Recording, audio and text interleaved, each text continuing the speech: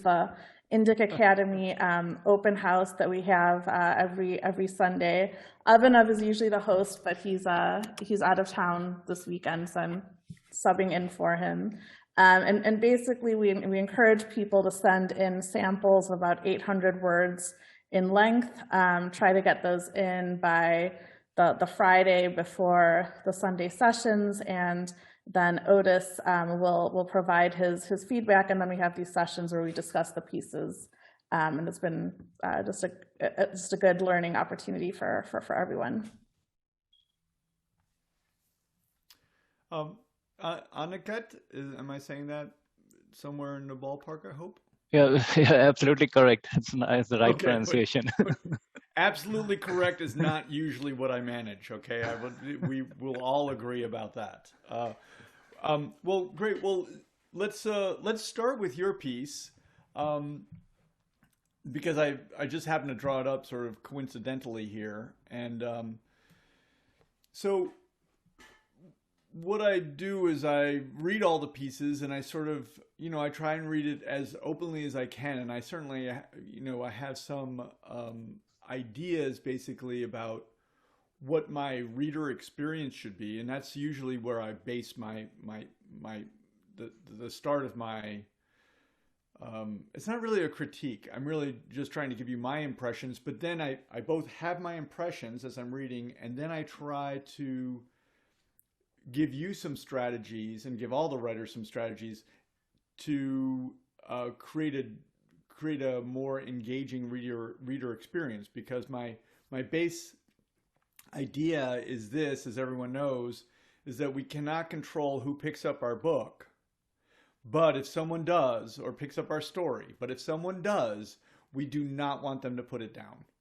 That's basically our rule. So, it can be in a journal on a bus, kicking around in the back, and someone is bored out of their mind, and they open it, and then they're like that.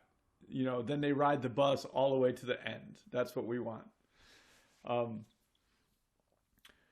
So there are all of these pieces actually this time have, it's not really that it's similar issues, but I really try to hone in on what can we do so that we grab the reader. In this piece, we basically start a large troop. The large troops on both sides of the battlefield gathered one more time, but Pandavas were without Arjuna. Okay, so we come into this story basically from a narrative perspective. Does that make some sense? So there's a narrator who's telling us what's happening. My basic proposition is that the reader engages with the work when they basically attach to a character that becomes the central point of view. And you're going to see in this that, and probably I should have started with them all, we have 4 pieces this week, and in each of them I'm basically going to say, who is the central point of view? Whose story is this? Because one of the bases of story, it seems to me, is that we follow a character on what we call a character arc, meaning that they move through time, and they start in one place and they arrive somewhere else. That's the main thing that a story is. So one of our first questions to ask is, whose story is it? Whose story do we want to write? If we are writing something about, let's say, the war, right, and the armies, like that, from this narrative perspective, it's as if we're writing something from a historical point of view, like a historical narrator, like an omniscient narrator that's above, basically we're used to this point of view because we read it a lot in history books. It's some kind of authority that just basically tells us about everything.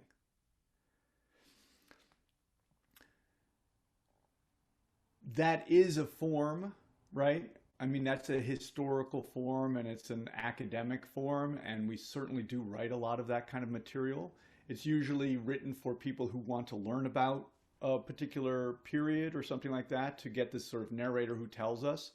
There is maybe an inherent problem with the authority of that kind of narrator who tells us about something, because it's like, what is their bias? What is their perspective? And we know that, right? Different people write different histories, and they seem to add up to different ideas, right, of what happened.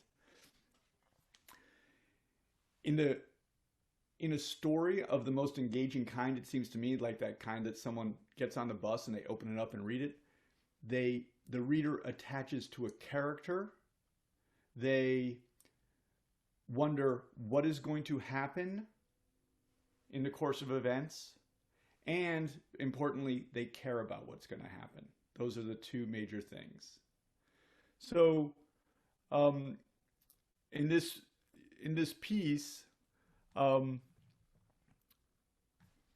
that's, and you'll see that I'm going to talk about this in actually each of our pieces.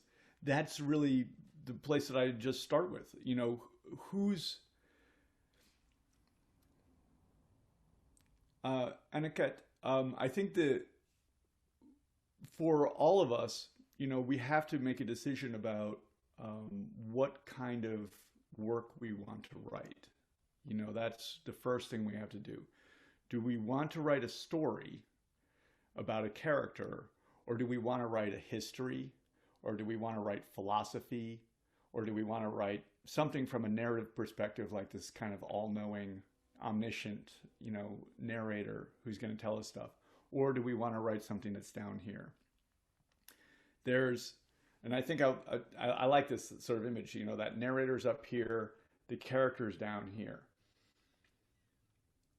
It's not 100% true, but this is where I lean.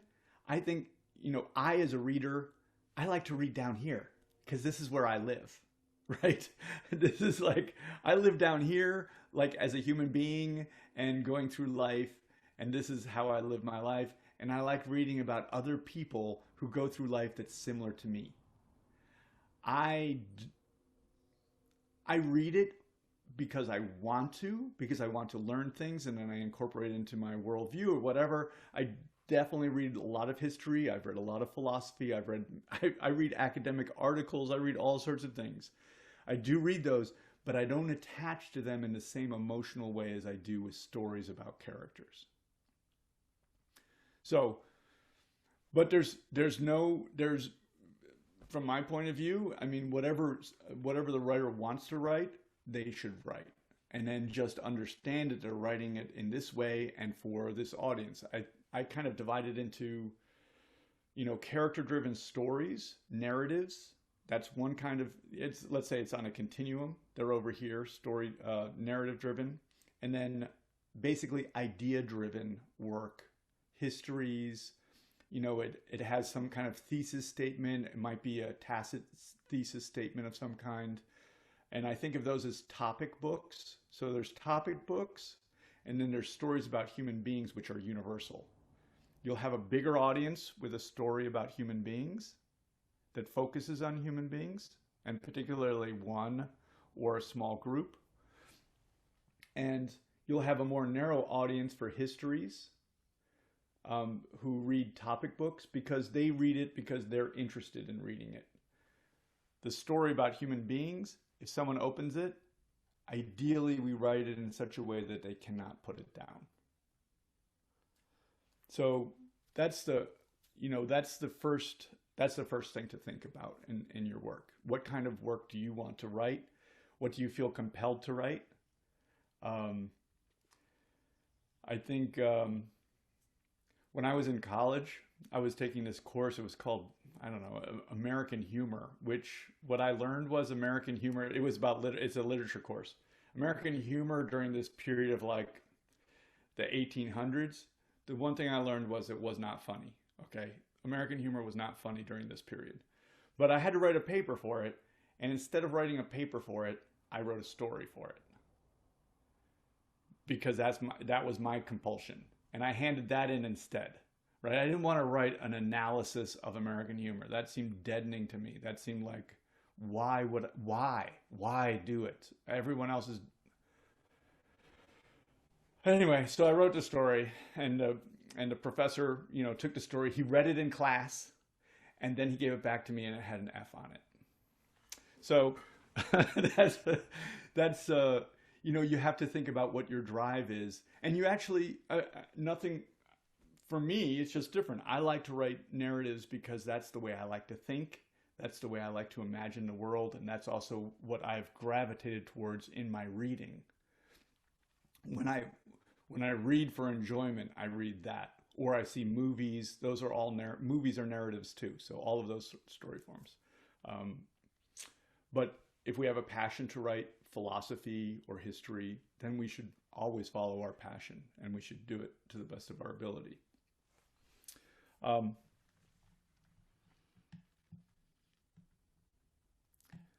And then, this work is great. I mean, the writing is great. There's some issues with time. When we do write something and we start organizing it as a narrative, I think what I think narrative means is basically a sequence of events.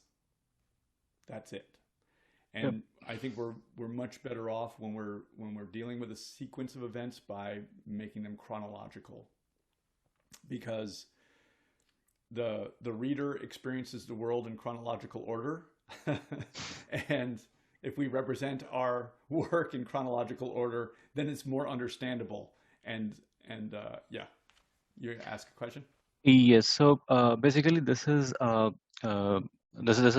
series which I'm writing, and this is part two of the series, and that is why when you're saying that the sequencing of the events, so the first 13 days of the events were already covered in the part one, and the prologue. This is a 800 words from the prologue, which I just tried to send to you from the second part of the series, and that is where when I was writing it, I was trying to summarize those major events from 13 days in the prologue of the second part, so that the context is set for the reader, that what the reader is reading, and also in case the reader has not read the first part, they should be able to understand that from where they are starting the reading.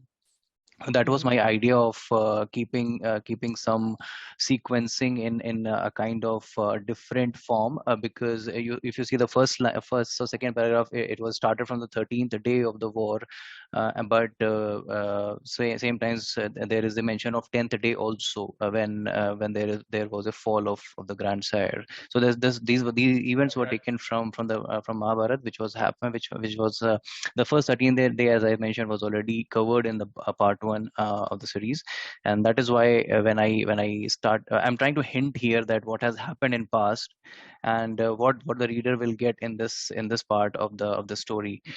And this is what my idea is, and also just to add one more point. Uh, this entire narration I'm trying to cover in the first person perspective. So as the prologue ends and the real story starts, it will be in the first person perspective, first person narration. It will begin, and till the end it will be in the first person only. Okay. Um, well, okay. So,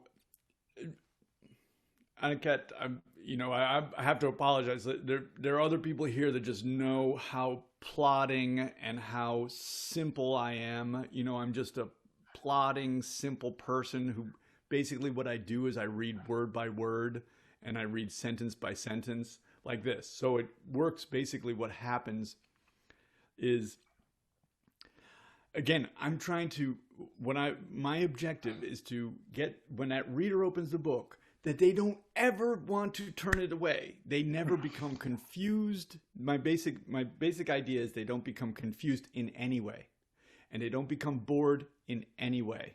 So they never become bored or confused. Those are the two feelings in my reader that I want to avoid at all costs. Because, and I won't demonstrate it again today because I don't have anything on my floor and it'll be really loud, but when we confuse our reader or bore our reader closes the book and drops it.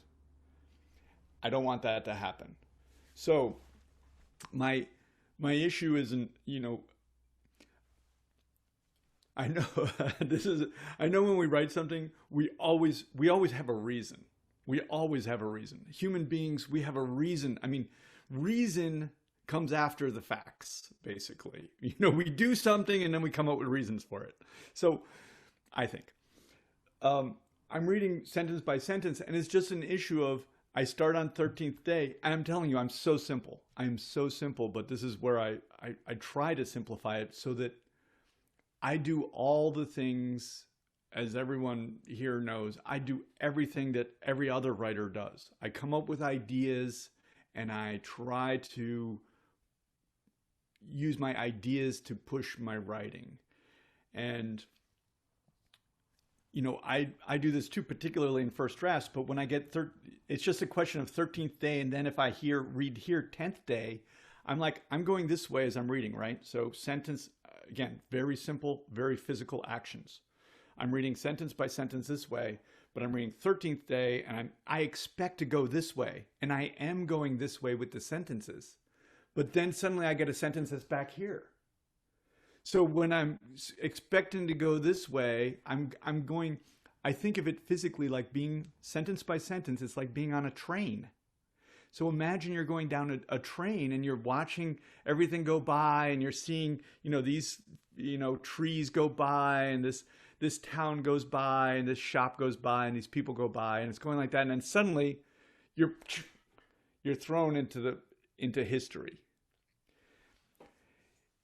It's as simple as that. And I'm not saying, I think it's wonderful about us that we'll come up with a reason, I know, universally, why we must do it, why we have to do that. I'm sorry, you're on this train, but I have to take you back to here. I'm just coming to you as a very sensitive reader. I am a reader. I promise you, I am a reader that if I picked up your story on a bus and you never threw me into confusion or boredom, you made me wonder what's going to happen and you made me care about it, I am going to read your whole story. I promise you I will. I promise. But if you confuse me, if you throw me out, I start thinking about I'm like, why is the train suddenly back here? Where will I go next? I don't know now. If you do that, then I do leave the story. I mean, I obviously don't hear, I continue reading on, but I'm saying if I'm that person on the bus, I will leave your story. I'll start worrying about my own problems, my own issues. The fact that I have, dirty dishes in the sink. The fact that I have to go shopping for dinner. The fact that my kid has a history test and she doesn't know what mercantilism is. Neither do I, So like I have these problems and I will remember them if I become confused with your story or if I become bored with your story, then I will rise out of your story and go back to my own life and my own worries.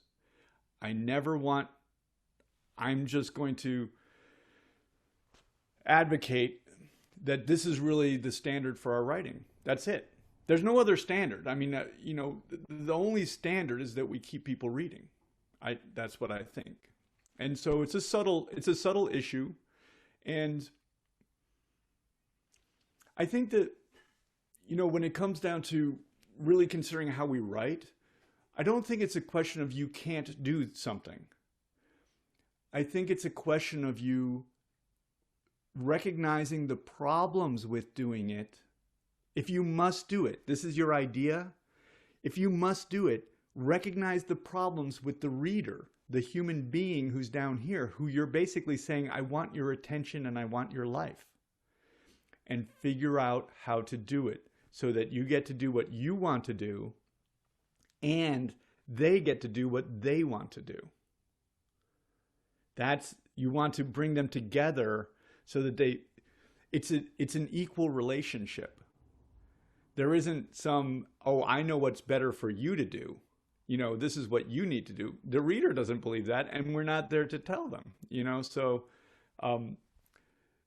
So I'm not trying to curtail your freedom in terms of how you want to write something, but I want you to include the effect that it has on the reader. So I'm just saying to you here, when I read 13th day and then I'm back to 10th day, I'm like, what's going on? The thing that I expect is not happening and I'm suddenly confused. So that's feedback for you. And then you can say, okay, by God, I really have to do it. And Aniket, I really hope that you'll actually abandon that plan and just write chronologically. That's my hope. You'll spend 10 years being like, I have to go from here to here to here to here. And sometimes we write a tour de force. I think, who is it? Martin Ames wrote Time's Arrow. Doesn't that move all over the place? Anyway, there are postmodern writers who write things like this. Maybe it's a good idea. It's sort of like modern art when someone takes a canvas and paints it just black. I mean, maybe it's a good idea, but do you really want to hang that on your wall? Okay, that sort of took a little trip. Yep. Got it. Got your point. Yeah. Yeah, you'll see also that the style is like, oh my God, I can't do that anymore because Otis will not stop talking about it.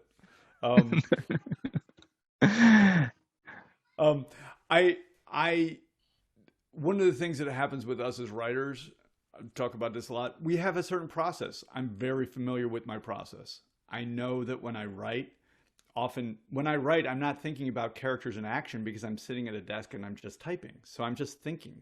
And of course, when we think, we're incredibly nimble. We can go forward, we can go backward, we can think about the future, we can think about the past, et cetera, et cetera. So we tend to write that, particularly in early drafts. And one of the first things I think we should do when we look at our first draft, maybe it's the first order of business for our first revision, is to take everything and then unravel all of this going back and forth and just put it in order. I think that what I aspire to finally is I really want to keep the reader riveted on the moment from moment to moment. I don't want them thinking about what happened before. I want them only to think about this sentence. I don't really want them to think about what's going to happen in the future. And I want them to feel a sense of anticipation, but I don't want them to try and guess what's going to happen. I want them to be riveted in the moment. It's kind of like, it's almost a meditative process, right? In the moment, you're just there reading word by word by word. I want to keep the reader riveted here. I know what's going to happen. I know what has happened, but I want to take them on that train ride, that emotional train ride that leaves them here, surprised, bewildered, shocked, their world changed. That's my objective. So,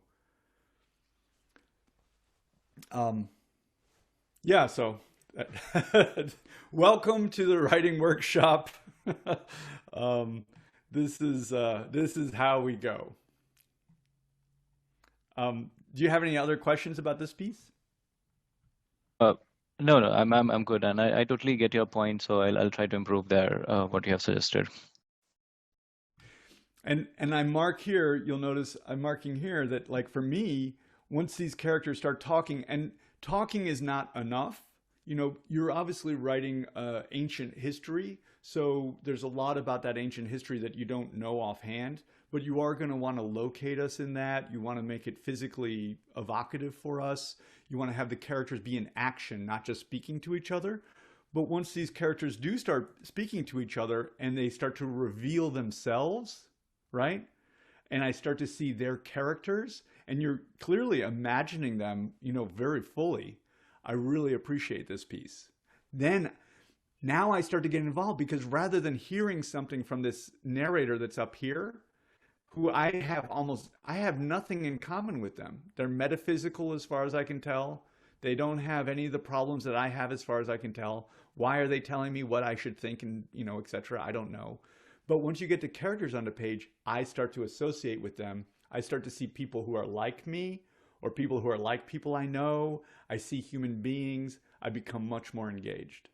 So I definitely encourage you to dive down into the characters, but and I have some familiarity with the stories of the Mahabharata now. There are obviously a lot of characters, and again, because the reader is a very simple person who lives just one life within themselves, one point of view, it is great to try and focus on a single character to be our point of view character for the piece. But, you'll have to make your decisions about that. Yeah. Writing So is very hard. I would just say writing is very hard, and it's hard for this reason, because we want to do something, but the reader also wants to do something that's a bit different than what we want. And this right. conflict is the problem. And we're not going to get them to read our work unless we work with them. Sorry, I interrupted you. What were you about to say?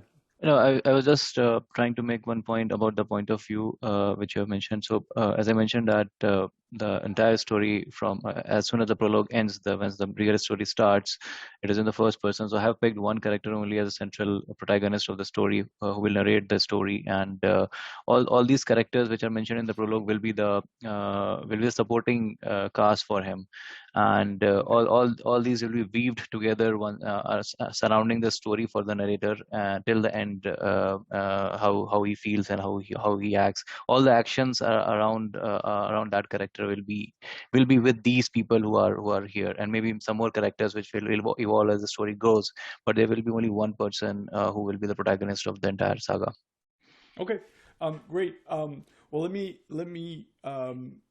just give you a little advice when you're using a first-person narrator. So when you're using a first-person narrator, think of them in two ways. You say the first person is also going to be the protagonist. The protagonist is the actor. So that means they're a character who's physical, that's in the story itself, and they're moving forward. But you're also going to have an I that is basically a narrator who is metaphysical, not a physical character in the story. So when you write in first person, this is my feeling anyway, when you write in first person, it seems logically to me, you basically have two different eyes. Wait, I'm trying to make my hands look like eyes. Okay, you have two different eyes. One is the character who's physical, one is the narrator. Don't let this narrator take charge of everything. The reader is interested in physical people like themselves. They're not interested in narrators who are metaphysical. I have nothing in common with a metaphysical presence. Nothing. My life is dominated by physicality. So make sure you know that you're writing, this is the primary character, and the story is driven, that train that I was talking about, it's driven by them trying to get what they want. This is the key to our stories. They're trying to get what they want, and the world is stopping them from getting it. That's the story.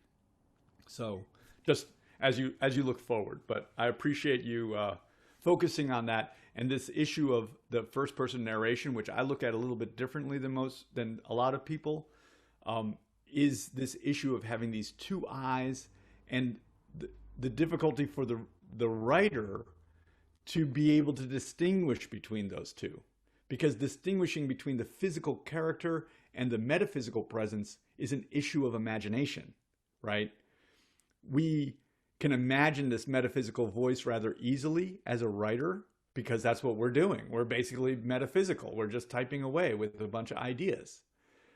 It's harder for us to transition into this physical character, and it's particularly hard for us to manage the transitions between the two and do it purposefully. This is, I don't know, that is a profound thing I just said, but we'll just write it down and save it for later. Thank you for this work, and I'd love to see some more of it. It would be great. Sure, I'll send across some more lines to you. Yeah, thank you. Thank you so much for your suggestions. Yeah, sure. Let's here we go. Hey Otis, it's mine. Hey, how are you? Yeah, I'm great. How are you? I'm doing good.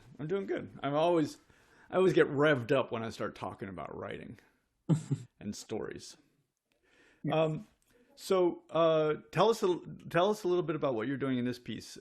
I feel like this is part of a longer piece, and maybe you can get us all up to speed. Yeah, it's a part of longer piece actually, and it is actually the second 800 words, not the first.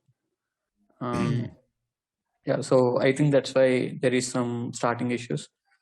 So in this story, Shalya, one of the minor characters of Mahabharata, is talking with his. So Pandavas send him a messenger to support them in this war. So there is this conflict between Kauravas and Pandavas. So both Kauravas and Pandavas send messengers to this king seeking his help, right?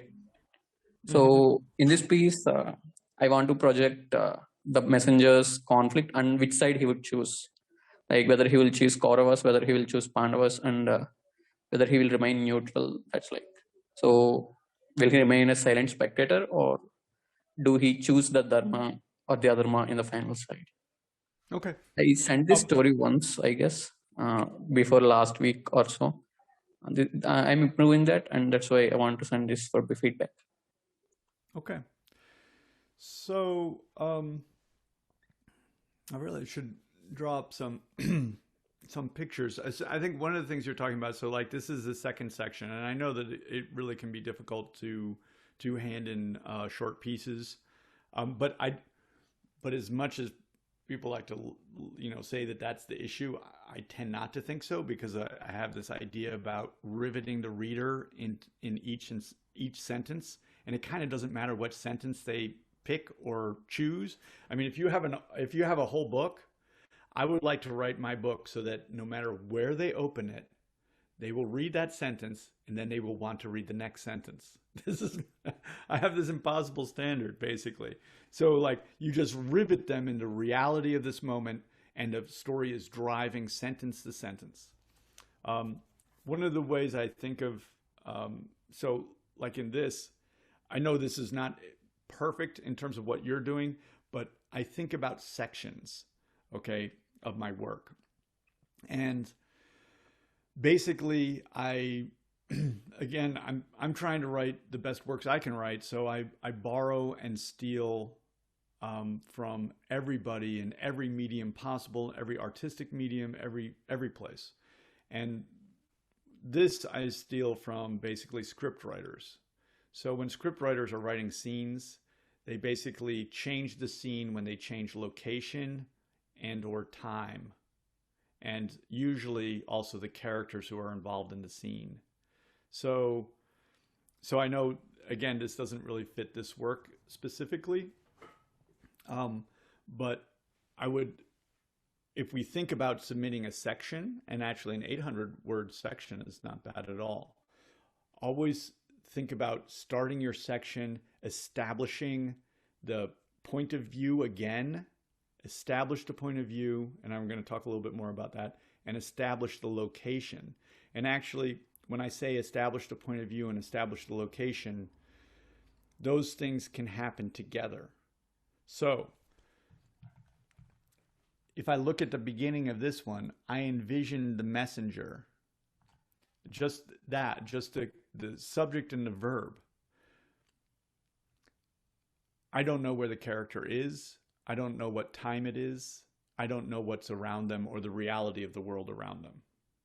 Does that make sense? Like, I don't know those things, and basically I'm saying that I need to know those things right in the beginning of every single section. And I was telling Aditi before we started, I was like writing some notes, and I was going to have some notes, that I was actually thinking about reconceiving our workshop today, and basically coming up with a couple of mandates and having everyone rewrite the first paragraph of the thing that they submitted. That's what I thought. I thought that would be like a great idea, but I didn't get to it exactly. But basically, my mandate would be establish point of view, location, and what the character wants right in the beginning. So what that does is it locates the reader in what we want to do. The biggest things that we want to do is we want to take this reader and we want to keep them in this world. We don't want them to worry about their dishes, their, what's for dinner. We don't want them to worry about any of these things. We want to put them here. In order to do that, we need to do this thing. We need to grab them out of this world and put them in this world, which means we have to locate them in a point of view and in a location. I mean, location and point of view are actually the same, because point of view means point of view. It's the place from which you view the world. So by seeing the world out here, you are located in this place. And so we want to locate them. This is our first objective.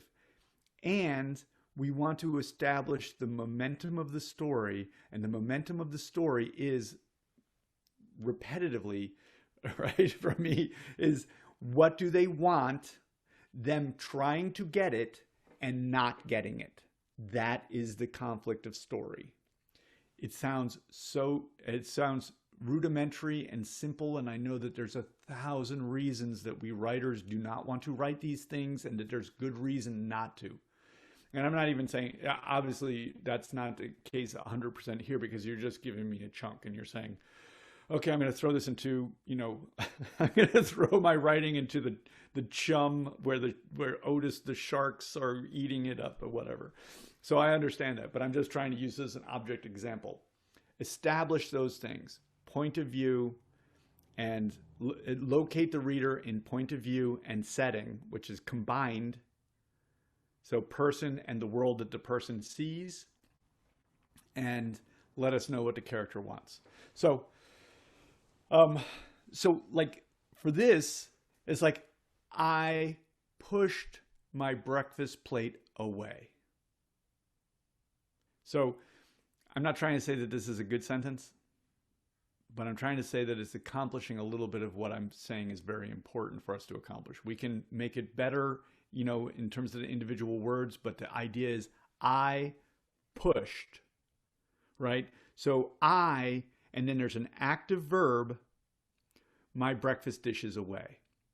I looked up towards the portico adorned with, I don't know, whatever. I looked up at this. The messenger entered.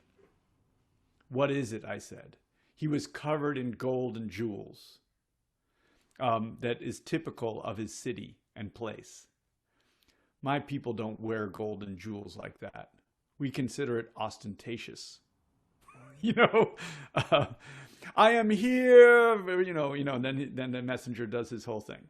But I'm going to go back to what I really said. Locate the reader in the point of view character through action, and have them see, which is also an action of character, and let us know what they want. I pushed my breakfast dishes away.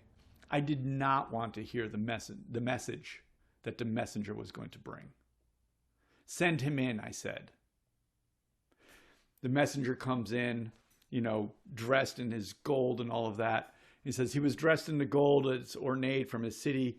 And I said, when you come to me to deliver a message, you must dress as my people dress. Get out. Right? So because his actions are driven by what he wants, and I can understand it. I understand the subtext basically then of the action. Does that make a little bit of sense of what I'm talking about? Yeah, I'm understanding it. So you already know that I really enjoy this story, and the way we've talked about it before is I'm just continuing to push you to basically put us in this world so that we understand it physically. Like your I character right now, because of the difficulty of understanding and imagining this world, is a little bit not located, basically. So this is really, I think this is the thing that you have to work on in this piece, because you have the character pretty well established already. And so just try and develop this character and the character's actions. And I would say this is sort of my mandate for everyone who's in this class, and it's my mandate for myself too. I actually just went through my novel and made sure I did this in every one of my starting sections. I just did it. Luckily, it's all organized, so I just go to the beginning. I'm like, okay, make sure I do it, make sure I do it, make sure I do it, make sure I do it. And you'll be surprised, as much as I sort of yak on about this stuff, how often I did not do these things. Yeah, Aditi. I just had a question. So this makes complete sense to me in the context of a scene. If you have a narrative summary that, let's say, covers weeks or months or years, Should it also be the same thing of the character want driving that narrative summary? So there's two kinds of summaries. So like, I mean, we've talked about this before, but like, I basically think of narrative summary as a transition between scenes. So if we think of like the scene, so we choose between basically writing a summary and a scene by this criteria. So a scene is dramatically important. There's a conflict that is engaged in between the protagonist and the antagonist. The protagonist comes in one state, and they basically leave the scene changed into another state, usually like positive to negative or negative to positive. They're changing, either they're becoming hopeful, which is an upswing, or they're becoming hopeless, which is a downswing, right? And then they're going to act in regard to those things. The transition is not dramatically important, but it covers important information. It transitions us to the next dramatic scene. I'm going to think that we don't do that during those sections, because like, in a way, locating the reader in specific place and time, because what summary does is it basically compresses time, compresses number, it summarizes basically. Scene writes things in a sense in real time and real location with real characters. You know, they're all being individuated. They're on the stage doing their stuff. So summary is doing this one thing, this compression. It means it's being led by the narrator. The narrator is the one that's compressing it. The characters cannot compress time. They live time just like we do. The narrator compresses time, and we want to signal to the reader in a sense that it is a narrative summary. And the thing that makes it a narrative summary is that it's not located in specific place and time and driven by character wants. It's not a dramatic moment. That's what I think.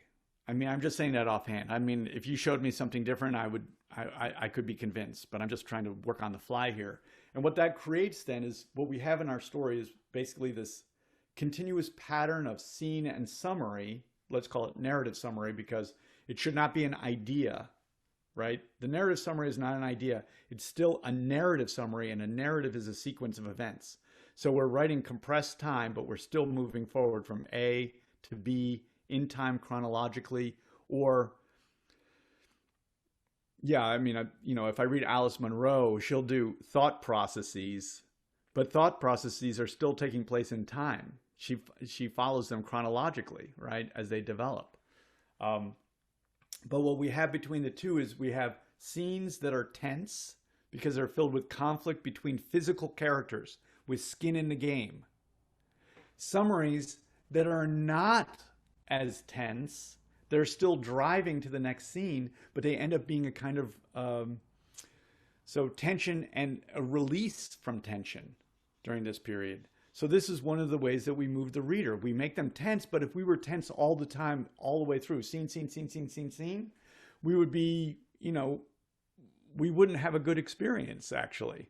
So we make the reader tense, and then we let them relax a little bit. This is not a dramatic scene. This is narrative summary. We make them tense again, and they relax them again, et cetera, et cetera.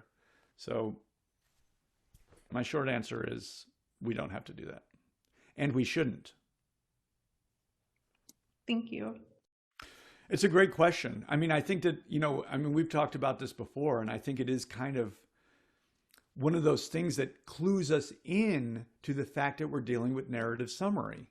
And it works with the reader, because when they're told, then one day I pushed my plate away and I looked up and I said, make sure that messenger takes a bath before he comes into my presence, right? Once we go into that, now we know that we're in a tense scene again. And then we have to transition the reader basically through this sort of psychic device, in terms of what we're writing. Great question.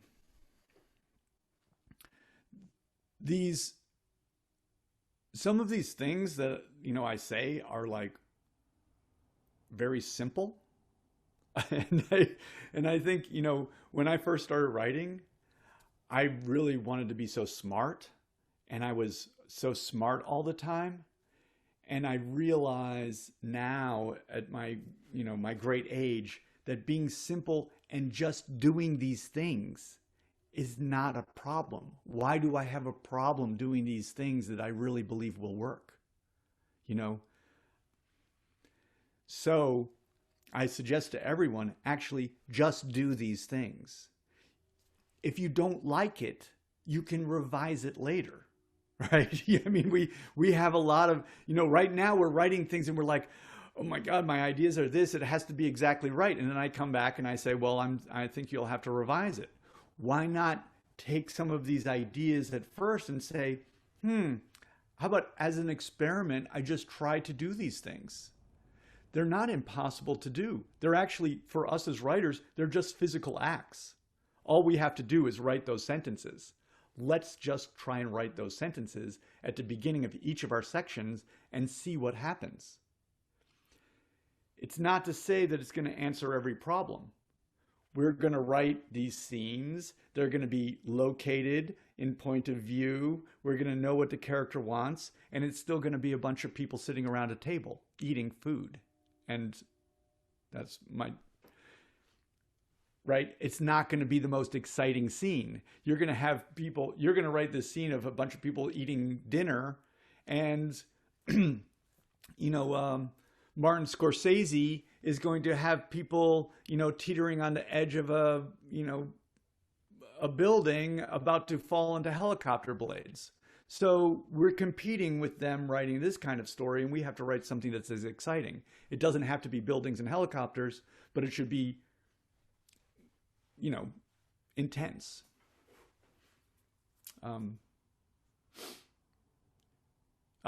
Shri Karan, so I think, this is, you have a developed story about this character. And so one of the things I think you could do with the entire developed story is think about first breaking it up between this location and time and then the next one, right? Make sure you break them up into all these sections so that you actually have a chronology of sections. This scene, this scene, this scene, and this scene, right? So you have, let's say, 5 scenes. You want to think about your transitions between those scenes, which will feel different and be written by, in this case, remember I was just talking about the 2 eyes, right? You'll have a narrator eye and a character eye. When I write, I pushed away my plate and said, do not send that messenger to me until he's bathed, right? When I write that, I'm dealing with the character I. That's a protagonist who wants something and is trying to get it. And in this case, he wants to not hear this message, right? According to how I'm casting it, right? Then you have a narrator I who would come in and say, I spent the next days doing the things that a king does. And then you can say that for a while, right? So I spent the next days, that's a I narrator telling the reader what they did in narrative summary. Yeah. And then you come back into a scene where you want to again, I mean, this is what I'm really just encouraging everyone to try it as an experiment. Come back into scene in which you establish the point of view character, the physical protagonist, doing something that's physical.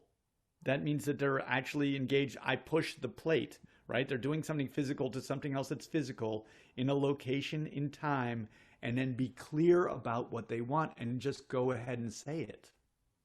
Yeah. Just write the sentence. You know what? Later on, if you want to cut that sentence out, do it. But for now, we can sort of because what happens for us as writers is that we have this problem of thinking, right? We have this problem of thinking. And so we can think all sorts of things, and we can think all sorts of things are a great idea. But the story is about a character trying to get what they want. And so if we write it up at the beginning of each section, what they want specifically and materially, not spiritually, that is something that that's what they want is material, what they need is spiritual or metaphysical. We don't write that because the material is supposed to be the vehicle to the spiritual. But in a complicated way, we'll find out that that's not the case. But we can just go ahead and write what they materially want, what they consciously understand that they want, right? Not what they subconsciously need. We can just go ahead and write that up at the top and see how it goes. Yeah. You know? Yeah. Okay. So that will focus the actions that we write, because that is the dominating fact of the action. The dominating fact of the action is so want is also in this case do not want. I do not want to hear what this messenger has to say. And now everything that character does is to try and accomplish that. But in the end, a story is about not getting what you want. It's about being confronted and stopped from getting what you want. You continue to move through the life circumstance. Yeah. And anyway, so I think that would be an excellent little, you can even do it if you want, like a script, like a movie script.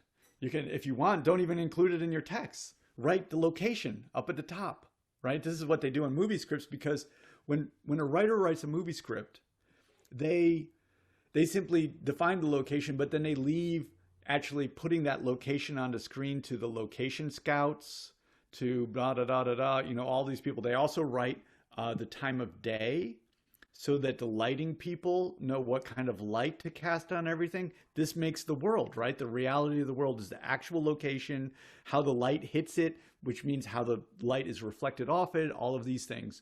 So they write the location, they write the time, and they write the characters that are involved. We can do that in our work too. Why not steal it? And then we want to try and write it in, because we have to cover everything. We have to write the location. We are the location scout, right? Mm-hmm. We're the costume designer. We are the acting coach. We're the dialogue coach. We're every single actor, right? When we write a story, we're everybody in the movie. We're the cinematographer. We decide what angle is being shot. We decide what details get focused on and which get panned away from. We have to do it all. Yeah. Okay. I know I was going to go speech. No, it's very useful advice, I guess. There is to the readers there is some confusion, right, where it was happening. Yeah. I understand. I feel like I have to apologize for going on about this. Because I know personally how hard it is to do this. I make up these things and I do not do them myself. I do not do them. I promise you, I don't. I get consumed with my ideas. I want to do it my way, etc. But then I try and have these very simple methods, and I want to bring them back, and I want to apply them to my work. And I make them very simple because it's my hope that if I make them simple enough, I'll do them. Mm-hmm. We want to, it's like retraining ourselves, because we think in certain ways and we've developed our way of thinking in certain ways. And then when we write, we reproduce the way we've sort of habitually trained ourselves. And in a sense, we're talking about trying to retrain ourselves to do some things so that we can have this greater degree of engagement with our reader. It's a bear, honestly. It's a bear. It's hard. So, yeah.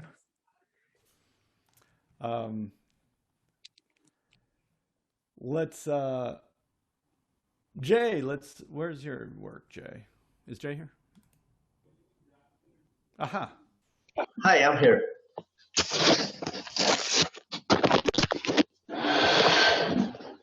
Jay is an old hand at this. So, Jay. Hi. Tell us a little bit about what you're working on here.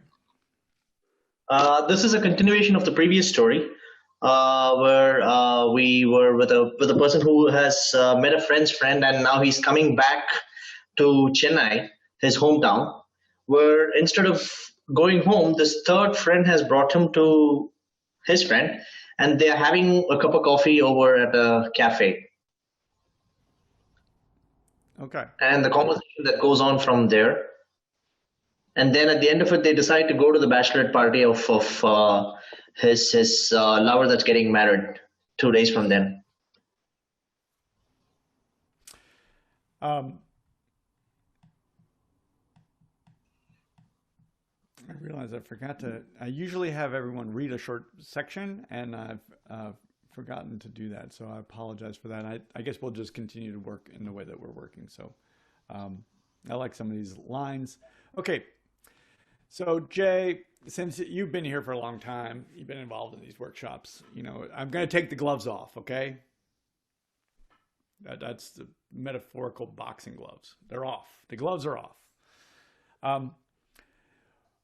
Who's your main character? Rajan. Rajan. Okay. What does he want? Okay. We've already discovered something. Okay, this is good. So we've discovered something.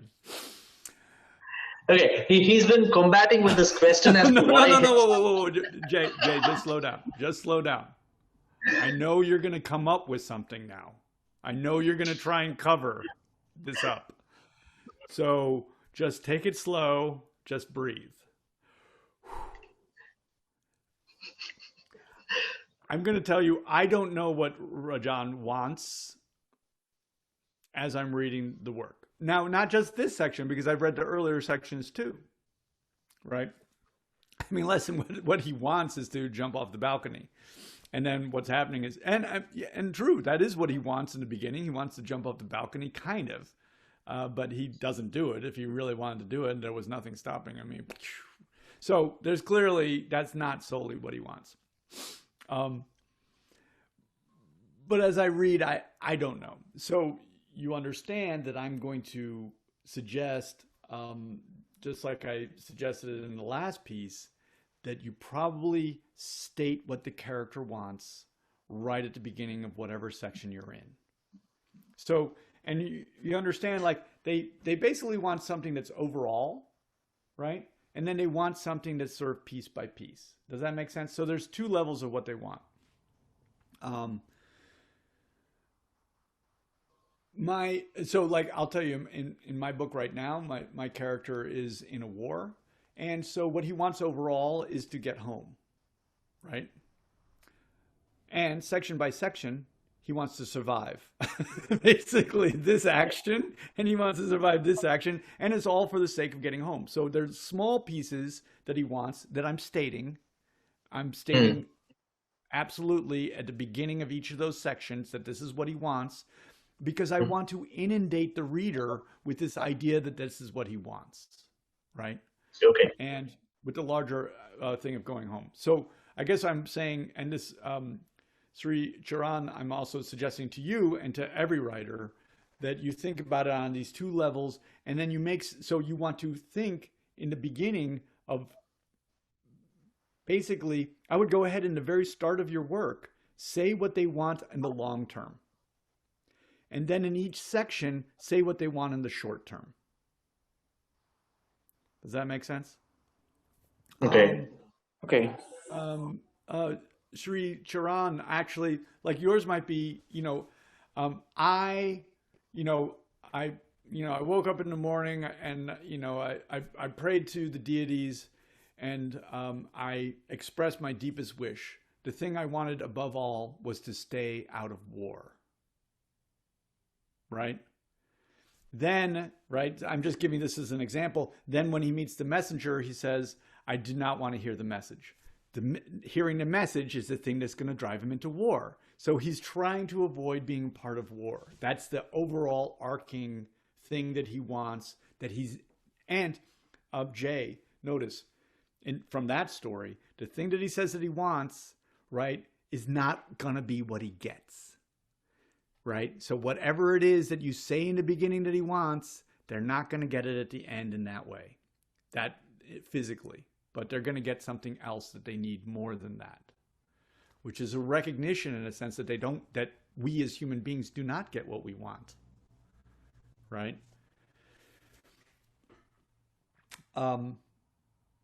So, Jay, if you think about this story and Rajan, Mm-hmm. now that we've had a chance to breathe and relax, this is not easy. Okay, and even though you're going to say something right now, keep it on the back burner. Keep thinking about it. These are profound questions, actually. And Jay, I know I was calling at you, and now I'm starting to talk again. But let me say this. This is, and I've noticed this with all the writers I've worked with, and I've noticed it with my writing over a long period of time. It is very hard for us as writers to really isolate and state what characters want. And I think, and forgive me, I'm an armchair psychologist, but I think that's because the way almost all of us were raised was to suppress what we wanted because it wasn't that convenient for our parents for us to express it.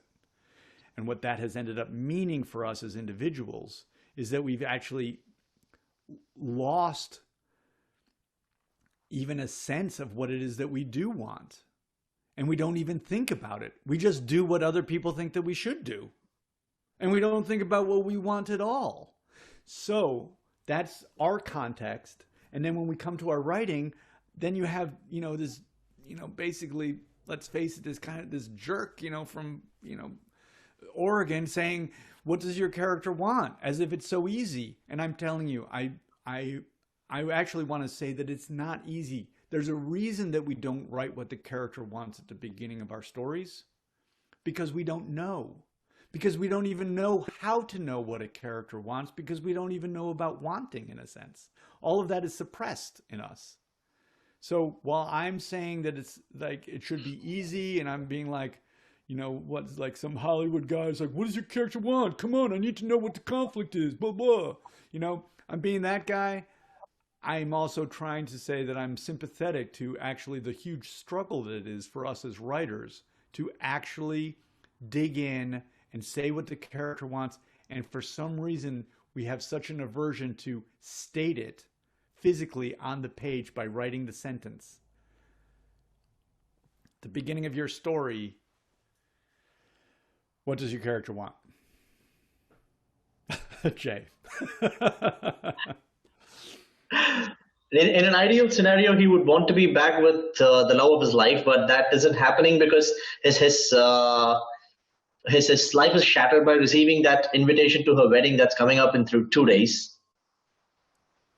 Right. Okay. So, can you write that at the beginning? So once you write what they want. So if you're going to write what he wants to be back together with this person. That's it. He hasn't gotten the invitation yet. Let's put off the invitation for a second. He wants to be back with this person. What's stopping him? This is what we have to deal with. Once we start to, because the story is driven by what does the character want? And we're thinking that they actually want it, right? So what is stopping him, right? The story is about what a character wants and what they're willing to do to get it. And this basically escalates. At first, they're willing to make a phone call. Well, then, in your character, actually, there's some following around and stuff. Oh, your character goes to France, right? Yeah. So that's pretty, right? So that's pretty good. I mean, that if it were me, I would unravel the story and I would make it simpler, and I would have, there's a lot of machinations in here right now. But your character goes to, he's basically, the father says she doesn't want to see you anymore. So that seems like, and she's gone to France. Well, he goes to France. Yeah. I like that. If it were me, we're getting that in backstory here. What would I say, Jay? You know what I'm going to say. Hear its backstory. What would I do with it? You would write that in the present as it is happening. Right. I would unravel the story and put that in the beginning. It's just simpler. Okay. Okay. You know, then we see what he wants. I mean, then we could even see, you know, what Rajan pulled up to what's her name? Anu. What is it? Anu. Okay. Rajan pulled up to Anu's house. You know, if I'm doing a classic, you know, he opened up and looked at the ring, right? You know, he closed the box, put it in his pocket, walked up to the door, knocked, right? The father opens the door. Hello, sir. I wanted to, you know, take this opportunity to, you know, you know, give you homage and please ask that I might have your daughter's hand in marriage. It's like, are you serious? Do you even have a job? What's, you know, it's like, yes, I know that you didn't like the fact that I got a job, and I got a job. I'm working, you know, I'm IT. It's very lucrative, and you know, I bought a house, and I've gotten guard dogs, and I'm ready to make a commitment. And then the father says, I see that you've really made a change, but fundamentally you're still the same person. I've sent her away. Okay, I'm in, right? Where'd she go? I'm not going to tell you that. You know, the characters don't get what they want. They do not get what they want. Please tell me. What do I need to do for you to tell me? Let me just ask her. Let me just talk to her. It's like, no. Does the father turn around and say yes? Does the father say, yes, you can marry my daughter? The father does not say that. I get tingly with it already, you know, as this thing starts to heat up, the difficulty. Okay. Jay, I know the great difficulty. I'm going to go back to this. I mean, if I could have the time back in which I wrote characters that didn't want anything, my God, in my process for coming to this, it's been horrible. It's been horrible. I'm going to tell you, it's been horrible, and years and years. Why no one told me these things, I don't know. Well, I do know, actually. They didn't tell me because I wouldn't have listened to them. That's why. I needed to go through this process. My first greatest story, it was 5,000 words. It was everything that I knew about life. I'd already been a literature student, and I taught English and literature, and it was amazing. It was a work of genius. And this writer, Barry Hannah, said, "This meanders like a drunk on a bender." Okay. I'm going to tell you honestly, that made me mad. Okay. But from that experience with that person, I said, well, by God, I just said, well, I'm not going to tell you the expletives that went on in my head, but believe me, they were there. And I was in a little workshop, and I was testing whether I wanted to go to an MFA program. And I said, because I was so angry, I was again, expletives, and Barry Hannah was involved there, and maybe there was some, violent imagery. And I wrote a simple story based a little bit on my brother, who was institutionalized at a young age. And in this story, he gets out of the institution, and he basically doesn't want people to know he's been institutionalized. And his process for making that happen is to get a girlfriend. He believes that getting a girlfriend will make it so that basically this idea of passing, so that he will pass as normal if he has a girlfriend. And the story is about him trying to get a girlfriend. He realizes that he cannot get a girlfriend taking the community van places. He cannot pick up a girl in the community van to take her to the movies. So, right, Jay, do you agree? Yeah. Yeah, you can't take the community van to take your girl out. Yeah. So he had to get a car, right? So he had to get a car, then he had to get a driver's license, but he wasn't able to get a driver's license, right? And so there you go. I just wrote that story. It was 12 pages long. That story got me into an MFA program. Wow. Okay. It wasn't even an act of genius, Jay. It was not. I'm telling you. I'd already written my act of genius, and I was told by Barry Hannah it meandered like a drunk on a bender. Why was it not appreciated? Why was it not appreciated? It was so smart. And this simple story about a guy who wants to get a girlfriend seemed to get me into an MFA program. And believe me, Jay, I never wrote a story again for another 20 years where a character wanted something simple. I didn't. And what happened to my career? Toilet. And then I did it again. Okay. Anyway, I'm just kidding about that last part. Okay. But I really was trying to take the message in. I'm just saying it's really difficult. I did not turn around and suddenly write characters that wanted things in such a direct way again. Sometimes maybe I did, sometimes I didn't. But it was still a very hard lesson to learn. We have a lot of difficulty with it. This is the story. It's very hard, Jay, in this story right now, Rajan, you as the writer are pushing a string. Do you know that phrase, pushing a string? Yeah. If you had a string and you tried to make it go somewhere and you pushed it, would it go? No. No. And that's a little bit what's happening here with this character. And it's because they're not motivated.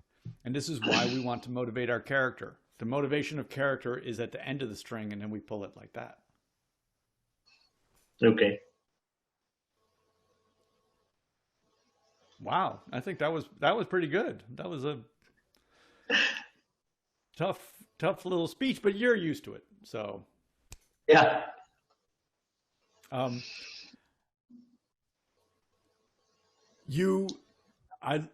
love the way you write characters. It's great. You're really driving into them, and you can probably see now you're doing all these things, right? You're writing the scenes. So you're doing all these things that we need to be doing. You're writing scenes, you're writing characters, they're physically located kind of.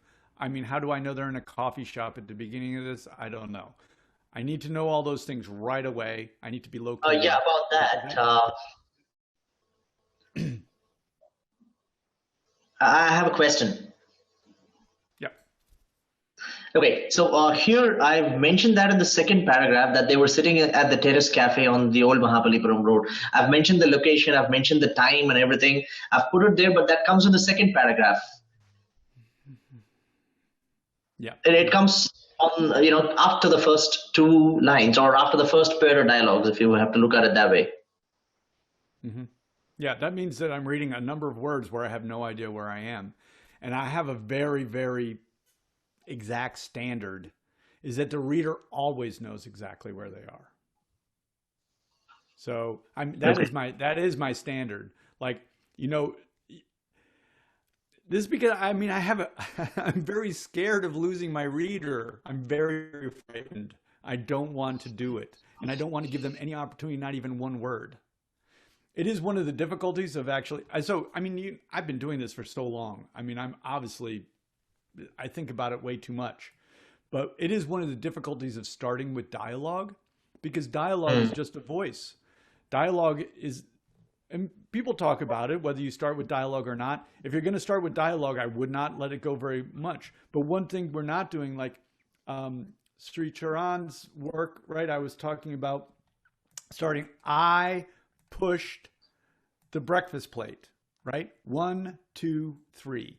I Yeah. is our central character and our protagonist. Pushed is the verb. That's it's a transitive verb, right? And then breakfast plate is setting the scene. You know, Rajan lifted the coffee cup, drank. The foam collected on his unshaven face. So what you actually have Vishnu starting this. Vishnu is not our central character. I would not, because the reader has certain expectations. We are not the first person to write. The reader wants to figure out patterns, but we already have figured out patterns from the stories that we've already heard. And those stories basically set up this issue for us already. And so we just actually have to go along with it. We don't want to reinvent the wheel, basically, you know, that old phrase. So we probably don't want to start with a secondary character here. We want to put the character in this is our protagonist, you know, there, right? They're in action. And then you want them to basically, and then ideally, remember I said the point of view is like a camera in the movies. The camera is the point of view in a movie. And I don't know, not to be too complicated, the audience is in that point of view.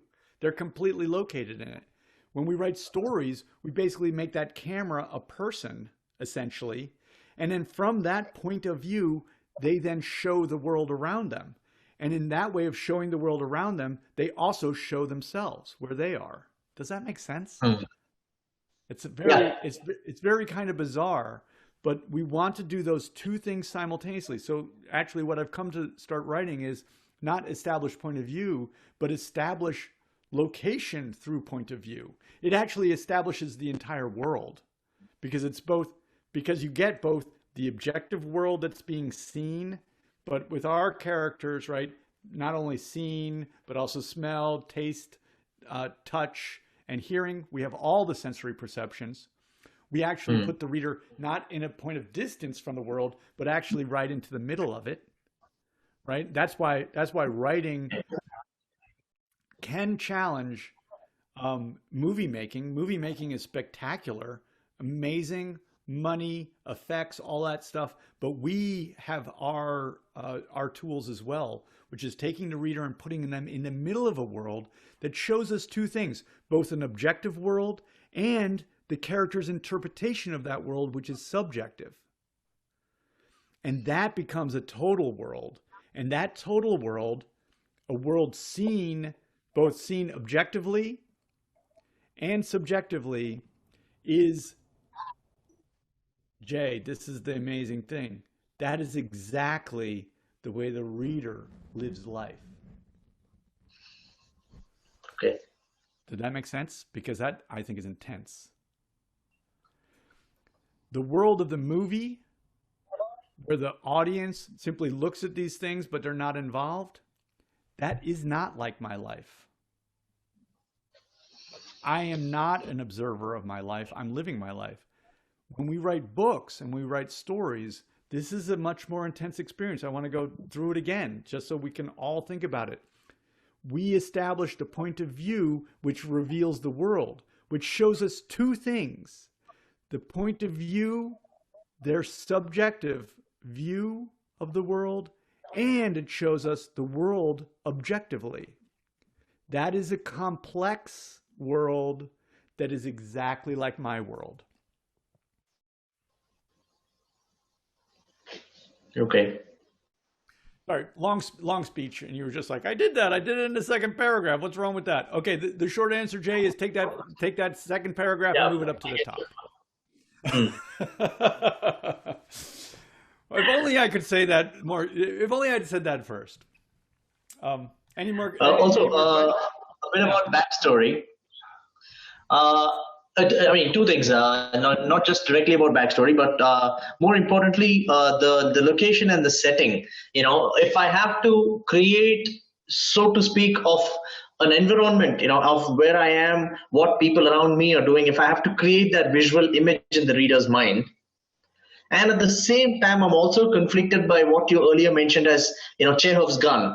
If there is a gun in the scene, it has to be fired.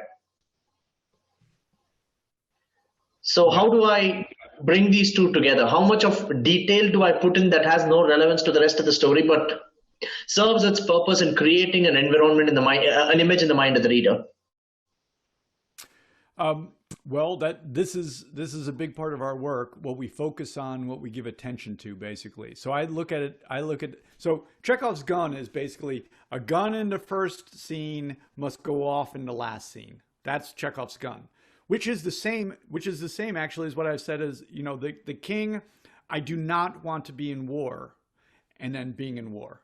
Okay, so war came up here and war went off here, right? So then it begins. That's what Chekhov's gun really means. It's not just a gun, although it does apply to a gun. It's basically this idea of the full circle of the story, right? The story begins with this problem and it basically ends with this. So that's how to look at that. In terms of what I'm saying is, like, for example, in the instance of this, I'm sorry to interrupt. In the instance of this cafe, I mean, I could expand upon it and say there was an old couple in the next table. There was this couple that had just come in with a young pup on its lap, and they were playing with the pup there. Now, if I put a pup there, is it necessary that the dog has to bite me before the end of the story, or do I just put it there for it to bark and interrupt the conversation from time to time? Right, exactly. Yes, if you put, so Chekhov's gun comes from, oh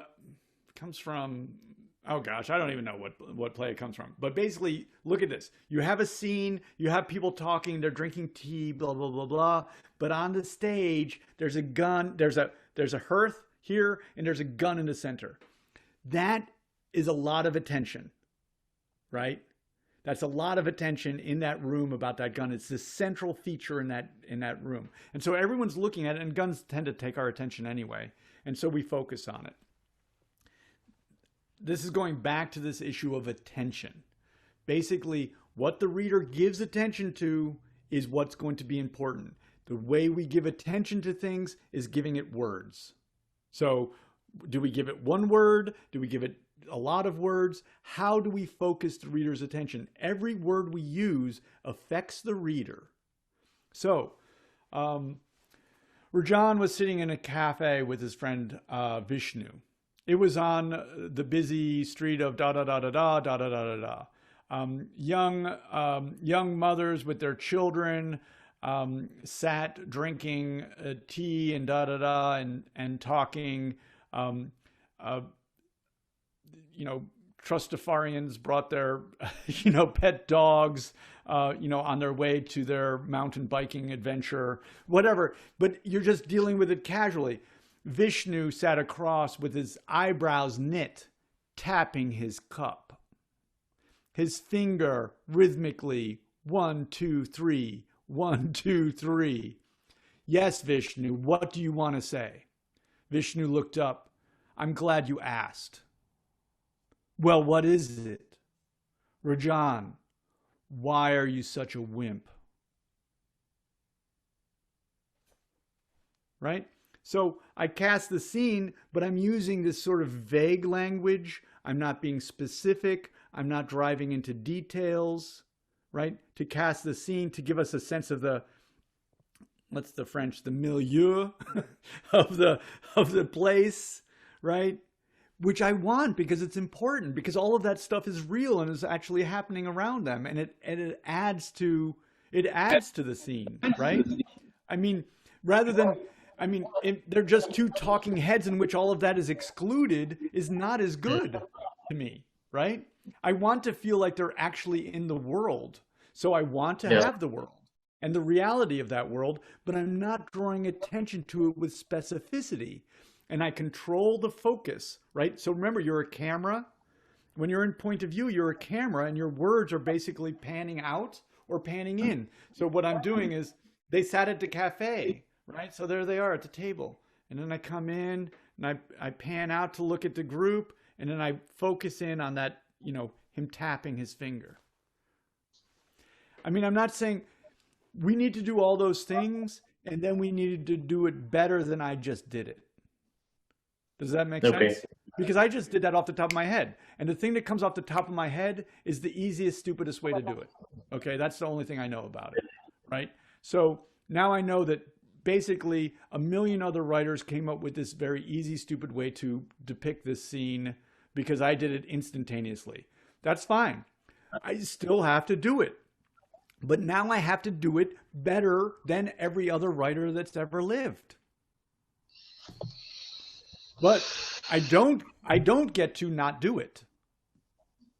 Because every other writer that's lived has done it for a very good reason, which is to put the reader into the reality of the world. And it doesn't matter if that world is one of the coffee shop or the one of, you know, a celestial palace or a completely, you know, invented world like, I forget his name, but who wrote Lanark. It doesn't matter what the world is, or Tolkien, or Star Trek, or aliens. It does not matter. But it does have to work by certain laws of reality that the reader can accept and understand. And we have to basically take that reader and put them into this world where I said this a long time ago, but this is, I think it really is the fundamental thing that we know. We have to do so much for our reader, but we know something about them. And what we know about our reader is that they want to leave their world behind and they want to come into our world. That's what they want. I mean, they're telling us that by opening our book. Yeah. So then we have to deliver. And the moment we don't, they leave because they're not getting what they want. They want to escape their world. I'm telling you, that's why I read as a kid. That's why I still read. It's basically why I now write. So, you know, there's a good transition there. So, yeah, there you go. Jay, any more questions? No, that's it. Thanks. You're doing a great job by delving into the characters, putting them into scenes, writing their dialogue, even working your plot, though it's kind of complicated right now. So you're taking all that, but now add to this deeper dimension of character. It might seem foolish and even superficial, but I'm really going to beg you to do it. Just think about what that character wants and have that be the motivation. I'm going back to my story about the guy who wants a girlfriend in order to pass. Very, very simple. That is the line of the story. Then it's up to us to make it great. Right? But we cannot not have this. We must have the spine, and then we work. At first let's just work to write it straight out. And then we need to work so that it modulates and goes like this. And oh, there's hope, and then there isn't. And then there's hope, and then there isn't. And then there's hope. And then find out where we land. Aditi, let's talk about your work.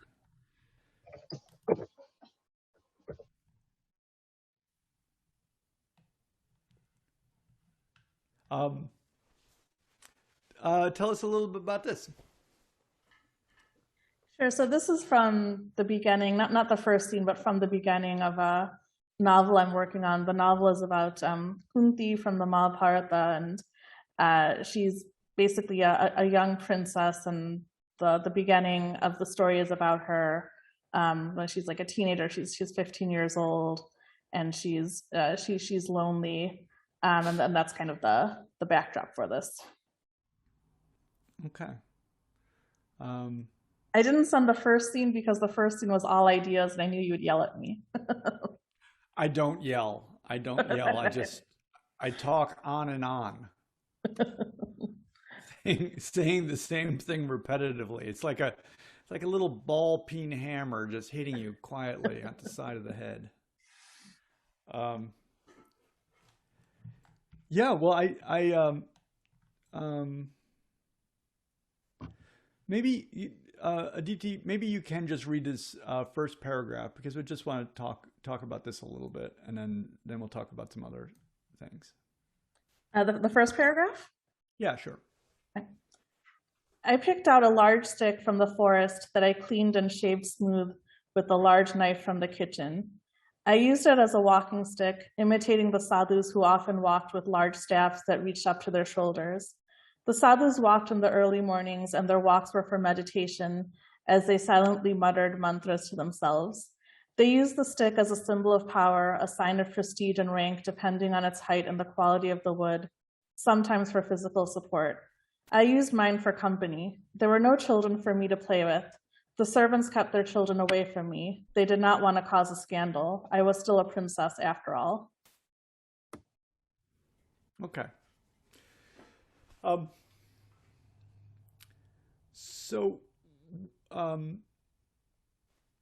like this. I mean, you are obviously going to some details. I picked out a large stick from the forest.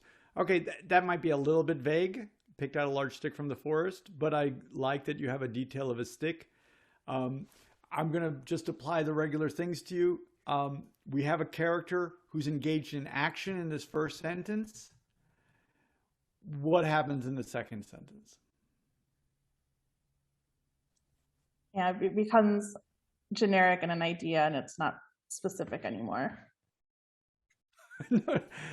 Yeah. I mean, you're using language that's harsher than I would use, but basically we lose the character actually being in action. So I picked out a large stick. You know, I'm assuming that that's an action. I might like that action being done with more detail. I don't know really where. I don't really know the world. Like we just talked about Jay's story in the cafe. I don't really feel that world around me, so I'm not getting that information. I also, if we go to our movie script, we would know whether this was a historical movie or not a historical movie. Somewhere it would be written down. I don't have any way of knowing the time period here. I know that this is ancient, right? It's not modern day, but I don't actually have a way of knowing that. So that's also an aspect of location. We're taking the reader, we're putting him to a point of view. And the thing about point of view and characters in action, they're in a specific time, specific location, and with specific other characters. And all of that is depicted by being in action, right? So you have the action here.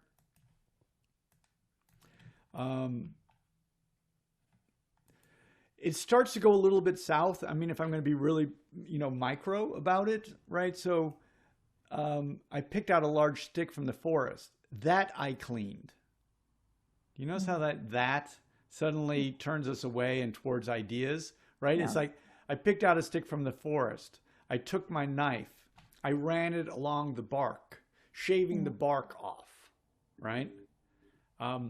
The twigs that were left on the end, I cut around. There's a way to do this kind of thing, that you learn in survival school, and then broke it. And she'd probably know how to do all those things. But those are actions. Actually, the difference between being very involved in action and basically moving away from character action, it might seem subtle, but the effect, the psychological effect, is immediate. I picked out a large stick that I cleaned. I don't see her cleaning it, right? And then I get to this sentence, and I even marked it. I used it as a walking stick, but I don't see her using it as a walking stick, right? I'm being told that she uses it as a walking stick. And then it's imitating the sadhus, who often walked with large shafts that reached up to their shoulders. Okay, so, I love the sadhus. So, amazing, people. If we were to look at this scene, and you want to have a scene with her basically adopting this characteristic, which ends up being important in the story, right? Because she talks to a kind of the guru character, but he has some supernatural powers too. He was there at the beginning of time, or, and you don't write it here, but, she'll say a little bit later on that, I have to stick to be like the sadhus, and, the sadhus use them. And it seems to me that the logical response to that is sort of like, they use the stick because they're physically weak, but spiritually strong. you are physically strong but spiritually weak. It's like, you're that, so you don't need the stick. um, uh, but I think that the scene with the stick and the sadhus is kind of important because it basically sets up that interaction later on. So let me ask you, how can you write this scene? If you were to write it as a scene, how would you write it? I'm going to give you a hint. This is for all of us again. And we were talking, when we began in the beginning, we were talking about sort of that larger narrator who looks down. And I was talking about involving yourself with character. Well, the thing is, when we involve ourselves with character and what character wants, we have a protagonist. And they're engaged with antagonistic forces. This is our gold. Our gold is human beings, people. We want people on the stage. We want characters, protagonists engaged with other people. This is a very, very meaningful part of every single person's life, our interactions with others. So how might you cast this and make it so good? Aditi. I would make it an actual scene with one morning where she's trying to maybe join the sadhus for a walk, and she's seeing how they walk and she's using the stick and she's trying to, and then she's not she can't join them or things like that. But then that would be like an actual scene. Absolutely. So there's no doubt in my mind that you want to get this girl and the sadhus on, let's think of it as our movie, on the screen together. Mm-hmm. We want those human beings there. There's nothing that takes the place of human beings. How many movies have you watched without any actors?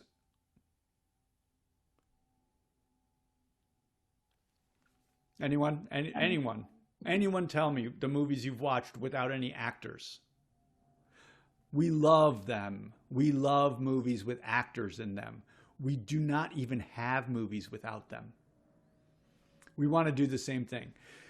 In writing, we can do it, right? In writing, we can go up to here and not have any characters and write, yes, Aditi, we can write the ideas, right? And have no characters on the screen. It's crazy. But maybe we do want to do that sometimes, and then we should write philosophy. And then the 4 people who read philosophy will read our work, right? Or we can write history, and the 12 people who read history will read it. Our mom will always read our work, so we're always sure of one person. This is important. Yes, there's a tremendous scene to be written here. Now, you just cast it as her walking along with the sadhus. Maybe that works. You have to start imagining it, right? Maybe there's some way more to cast it, but we know, just like in our movie thing, time. What is the time period here? What would you estimate it? You can give it to me in years ago. 6,000? Yeah, 5,000, something like that, yeah. 5,000 years ago, right? Setting, right? But don't forget, right? You write 5,000 years ago, setting outside a village of some type, maybe, or a city or something like that, We need to have exact places. It has to be exact. Because you can't, finally, when we take the location scout, they're going to look for an exact place to film. They can't not have that. They need to have a reality. So we need to identify that reality very specifically. Then we want to have our major characters, and I think that Kunti will be there, and then, maybe you have to think, are you going to have some sadhus who are going to have speaking roles? Because this actually has a really big impact on what we have to pay people, right? You notice that some actors, when they have speaking roles, they get paid much, much more than people who don't. And that's why sometimes you watch these series and you see these characters who are there quite a lot, but they don't say anything at all. They're like, You know, it's like, why aren't they saying anything? Because they had to get paid more. So you'd have a couple, one or two of the sadhus, maybe just one, who's going to be a paid actor, right? Mhm. And then you're going to have others that are going to be extras. And then what are they going to say to each other? Where are they going to be? What are they going to do? Because having characters converse and doing something is better, because it's more active and characters can demonstrate themselves. What do you think you would have your characters do? What would this girl and the sadhu do in this scene? So I think since the thing that she wants is company, she would ask to join them on their morning walk, and they would tell her no for some reason. Yeah, perhaps. Also, this making of the stick is really kind of fascinating. You wrote quite a lot in here about the stick, that there was different aspects of prestige and rank depending on the quality of wood. I love all of that. I would love to be shown all of that. You know, she's walking along with them. I mean, I'm reminded a little bit of, I think it's like Mowgli in the Jungle Book, in the movie depictions, but Mowgli is like, walking like the tiger, walking like the different animals, trying to be like them because he wants to be like them, but he hasn't taken his journey yet, right? I can see the sadhu, our speaking sadhu, maybe saying, well, if you want to be like us, you need a stick. She's like, how do I get a stick? It's like, you go, and then she takes a stick, and she's got, no, that's not a stick. This is a stick, for someone, a big sadhu, throws that one aside, all of this stuff, physical actions, like I say, if you want to, Hemingway does not write about the relationship of a father and son sitting at a coffee shop. Jay, that was a dig at you. Okay, he does not write that. He writes them on a fishing boat, long line fishing for marlin. There's a reason for that. There's a reason for making that choice. Because everyone can write a coffee shop. Not everyone can write a scene on a fishing boat with, fishing for marlin. That's unusual. It makes it great. Not everybody can write the scene of this girl walking along with the sadhus, picking out a stick, shaving it off in that style, etc., like you can. Right? So, I think there's an amazing scene here. And then that gets followed up by this amazing scene with this other guru who says, why do you have this stick? And I don't think it doesn't make the sadhus wrong at all, right? Because they're like, she wants a stick, give her a stick. This is the path, right? She has to have the path of having the stick to get to the next thing where, she's told that she doesn't need a stick. This is, but yeah, I think it's a great character, and this interaction. You have this next scene much more realized for me than this opening scene with the stick, but I think this work is going along nicely. I think like what you said is so helpful about putting just writing on the top what she wants, because when I was writing this, I was thinking about like where I wanted the scene to end up.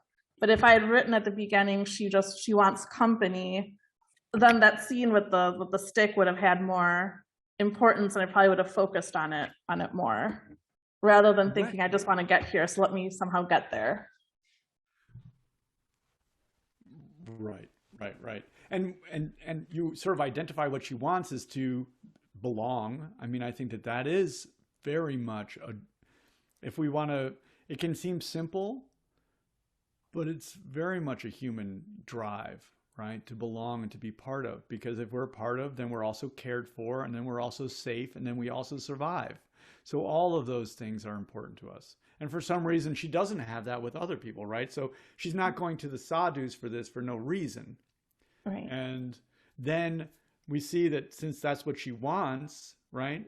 That also is the motivation for her wanting to have the stick, right? Because she wants to belong with them.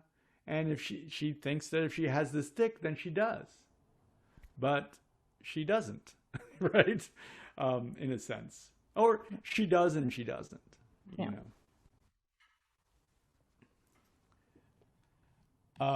I think it's great. I like the focus of this book. And you have this completed? You have a draft? It's halfway written, so I have half the draft. Great. I really, doing these things in terms of action and character, that's in some ways the easier part of it. You also have this world that you have to create and really realize fully and put us in this ancient world. And you'll have to do some work to figure out how to do that in a way that really puts us into that situation so that we can see it and know it. That information was not conveyed, right, in ancient texts of any kind. You know, like almost, you know, all of the stories out of oral traditions did not cover these incidences of location and detail, etc. And they didn't because I think, you know, required too much memory to do that. They didn't have a system for remembering that. So what they remembered was the interactions between characters, and that's what was written. You'll have to go back somehow and imagine this whole world. Just like, I mean, I'm sure some of these stories have been filmed, but in the same way that when someone films them, they create the entire world that's, you know, basically visualized in front of us. But you'll have to do that work, and that'll be difficult. The sticks, what the forest looks like, you'll have to think about that. What the knife looks like, you know, even just for a little tiny thing, because you write the knife, what am I thinking of? I'm thinking of the knife that I know in my modern life, you know. Is it bronze? 5,000 years ago? I don't even know. Stainless. It's not stainless steel, I don't think.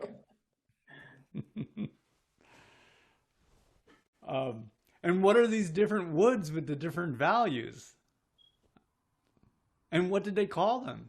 What did they call those different woods? And why did they have more value? Why did some have more value than the others? The color, the hardness, what they were used for. Someone wrote a story, I remember they were talking about the chariot made out of ironwood. That's intense. Well, how the heck did they cut ironwood? That stuff is hard. Anyway, wonderful work. Any questions from anyone? Anyone want to throw a pot shot at me?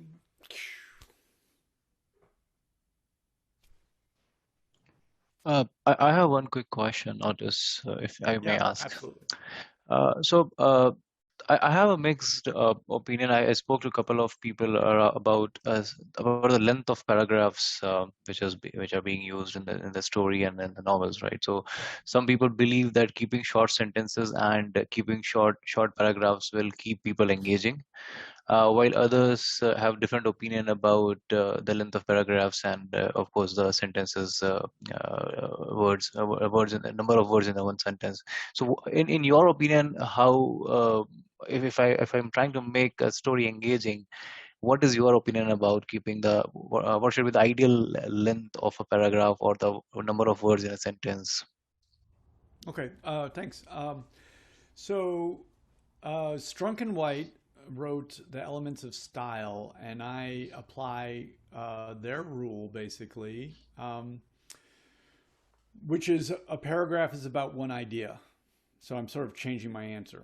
The thing that we want to do is we want to make sure that our paragraphs are just about one thing. It's not, so idea, you know, Aditi brings up that I do have this aversion to the word idea. We want to accomplish just one thing with each paragraph. I think in a sense it doesn't really matter, you know, the length of them at first when we're drafting things, because they're basically chunks. This thing gets accomplished. And when people are writing scenes, I will say, you know, you want to have the protagonist action in one paragraph and then have a new paragraph for the antagonistic action. So you're actually going back and forth in your paragraphs between protagonist action and antagonist action.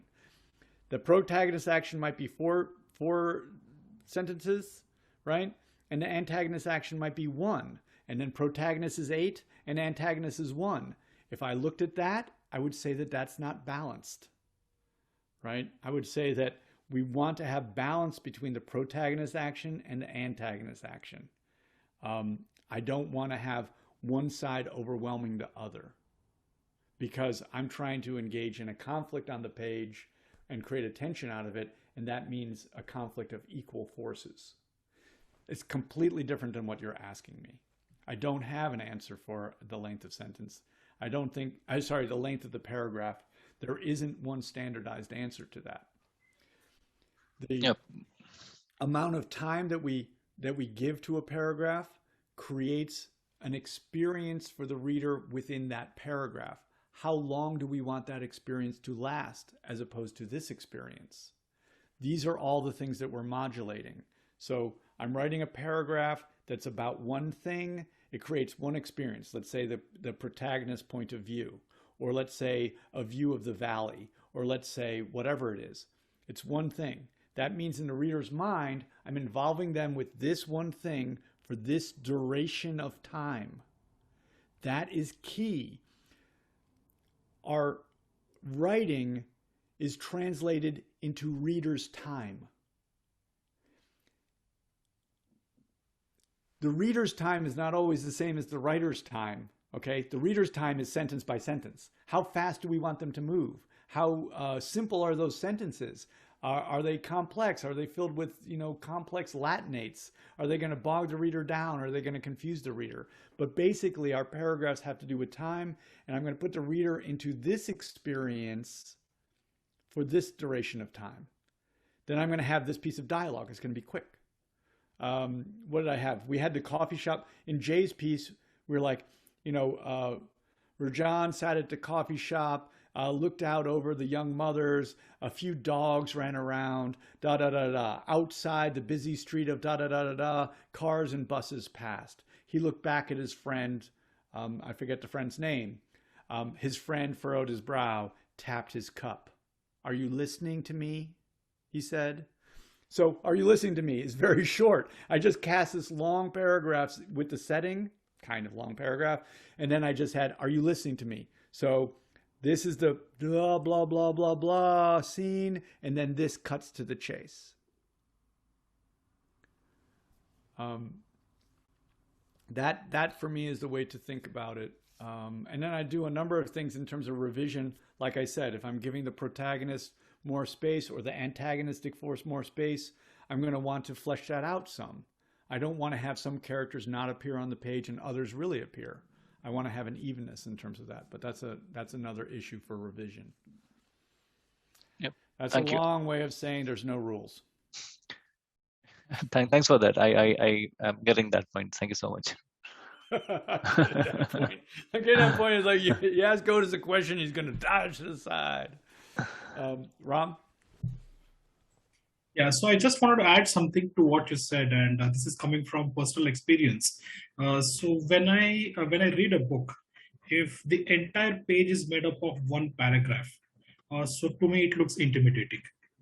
So if there are no white spaces in between, it looks intimidating. So for me, the test that I put for myself is if on one sheet of paper on my laptop, if it is fully one paragraph or maybe two paragraphs, then I feel that now I have to break it up. Because I was reading a book, Steppenwolf by Herman. It's a brilliant book, but there are like pages and pages of single paragraphs, and it looks very intimidating. It reminds me of my high school history textbook, and that's not a good memory. Good point. Well taken. I mean, the 19th century novels. I'm sorry, I don't pick up Charles Dickens. I mean, it's why is all this stuff coming at me? It actually counts. The optics do count. Have some space in there. Elmore Leonard said, someone said, how do you write these incredible books? He says, it's easy. I just write life and cut out all the boring shit. So get rid of it. Maybe shorter ends up. I would basically agree with that, Ram. Remember that whatever you write is going to be the experience that the reader has. Is it an experience that they want to have? That's the question. So if you have a paragraph that goes down the whole page and they're looking at that, do they want to have that experience without any modulation? Remember, again, too, if the paragraph is about one thing, right, focused, that's kind of monotonous over that period of time. They're just dealing with one thing all that time. Why do they have to deal with it? We like that modulation, and we like, particularly in conflict, to go back and forth. That interests us. We're much more interested in a tennis game than a guy standing around with a tennis racket. That is true. And in fact, when you said this in one of the earlier sessions, I looked back and saw which of the comic strips do I like. So I like the ones that have small speech bubbles and a lot of things happening where the characters are not just standing around talking.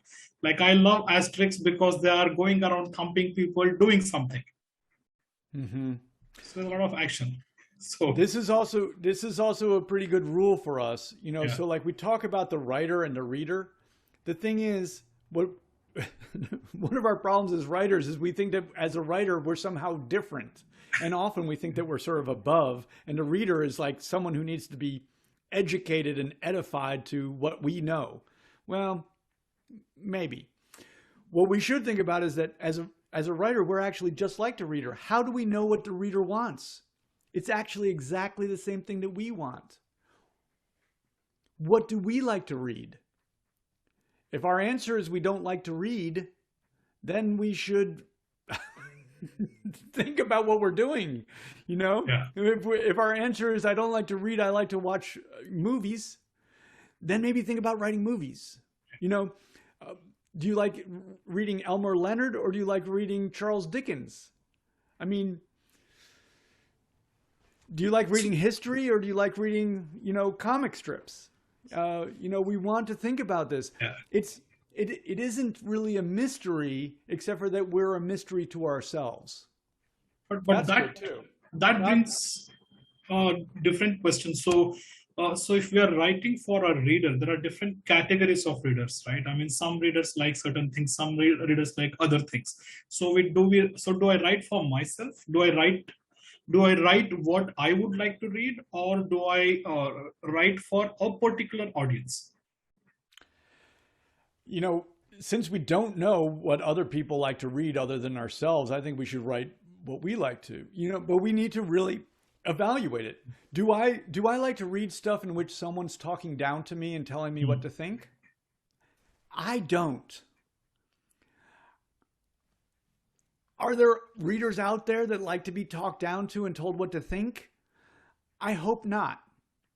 I don't want that even for them, you know? So I think we need to really assess what it is that we really like. What do we like to read? What are we engaged in? What do we care about? What captivates us? And one of the best ways to know that is to see where we actually gravitate. When we're not told to do it, when we're not directed by some teacher saying you should read this book or you should read that, or you're not motivated by, well, I need to read this so that if I go to the water cooler, I can see. I mean, basically all of my reading in college was for the sake of walking around with really big fat books to impress girls. That's it. That's all I was doing. I didn't want to read those books. I just wanted to be a person that people thought were reading those books.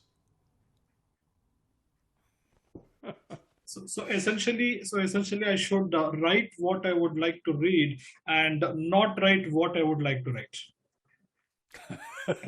Yes. Yeah. Right. Yeah. Thank you. Again, because we're complex, you know, not easy. It is not easy to go between those two things. Yeah. Right. Thank you. Sri Charan? Yeah, hi Otis. I have a generic question. So while we are writing stories, should we establish the main theme immediately at the beginning, or can we take our sweet time to establish that conflict? Okay, I think you must know the answer to this one. Okay, so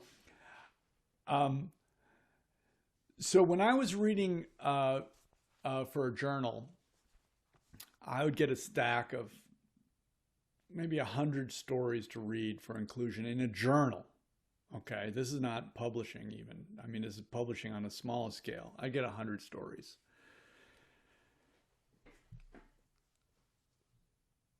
I would say, I'm going to just come up with a number because we know I'm making it up anyway. I would say that I only read the first sentence of probably 95% of those stories.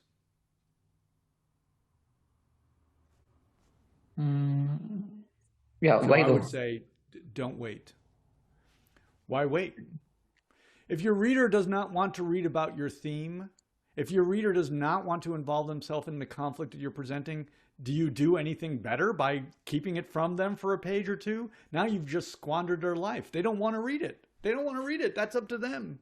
Let them know what it is right away, and they're like, I'm not interested. Boom, throw it away. Oh, okay. So Don't I wait. have one question here. I mean, let's say a particular reader does not like a romance genre, and I want to write a romance genre. Yeah, okay. So I want to get them They're out of luck. involved in there. So if I make them know that I was writing a romance genre, they might not even peek into the book, right? But I want to suck them in. Yeah, well, then I would do that again. I cannot control who opens my book or why or when. But once they read the first word, I want to grab them by the throat and not let them go. So I'm going to do what's required to make that happen. What's required to make that happen for me in the beginning of a story is basically either you can reverse these two if you want, but basically establish the conflict, the external struggle. And then immediately, as quickly as you can, establish the internal struggle. The external struggle is a material struggle in the material world. The internal struggle is an emotional, spiritual, whatever struggle in the emotional world. One is exterior, one is interior. This is the balance actually that's most intriguing. This is the big conflict that we have. Our exterior physical world and our interior self. This is a conflict that every single person in the world is engaged in all the time. So present that early on, and that is the universal struggle, and ideally your reader will be involved in it. So it leans towards romance, or it leans towards whatever it leans towards. It doesn't really matter, because the universal struggle is something that every reader will attach to. And we just do that as best we can, and we're not going to please everybody. If we do, we haven't done anything. Yeah, I ask this because I had this experience of reading a book. So I read the first chapter and I immediately lost interest, but somewhere I again started to read it and I thought it was really good. I thought I should not have stopped it. So there was always a risk, right? So by immediately establishing something, we might lose some readers, right? Yeah, it's a risk. I mean, that writer was very fortunate that you picked the book back up again. So that usually doesn't happen. I know that I don't have time to pick up a book again if I put it down. Since, I can read so many things that I know are going to be good, I wouldn't take the risk, but it's also important for us actually. You know what? Again, I would say, just like establishing what the character wants, just go ahead and write it for us to realize what it is. You go ahead and write the external conflict, write the protagonist force. I mean, I try and write a first sentence with the protagonist force and the antagonist force in it right away. So that they're combined right away. I'm telling the reader what this is about. And then if I'm writing a short story, I would probably try and have the next sentence be the internal struggle. Yeah, okay. Let's say I'll do American style. I caught the football and looked past the linebackers at the goal line. I knew I would probably never be able to impress my father.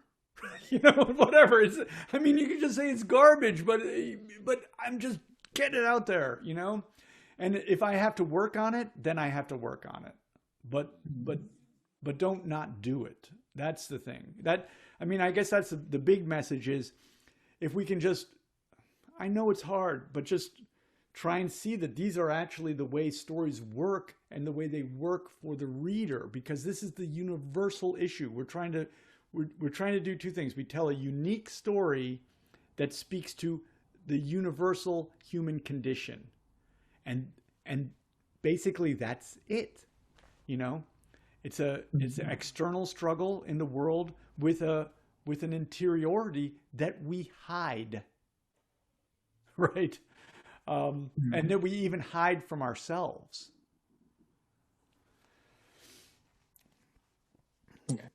So, but I don't worry about, I wouldn't worry about genre. I don't worry about anything, actually, in terms of that. I don't worry about what genre I'm writing in or any of those things.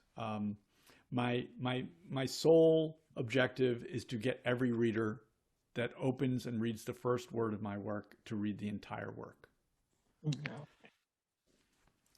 It's just not going to happen, but so what? You know, that's it's just an objective. I was very picky about the genres, so that's what I'm worried about.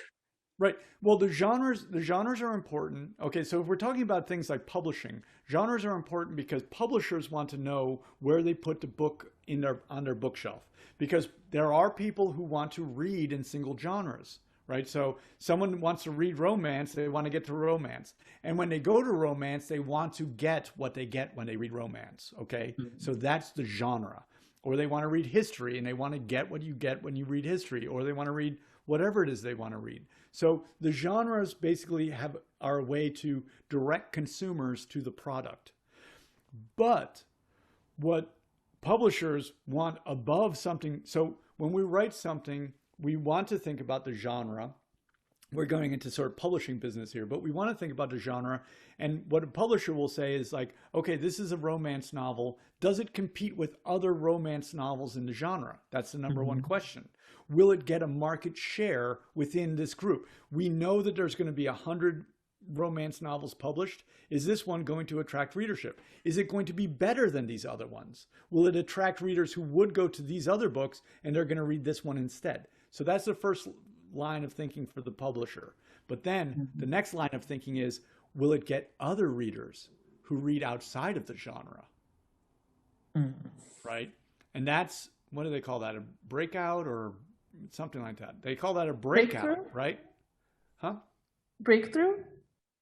Breakthrough, breakout, I'm not sure. But anyway, because publishers know very, very well their readership, for one.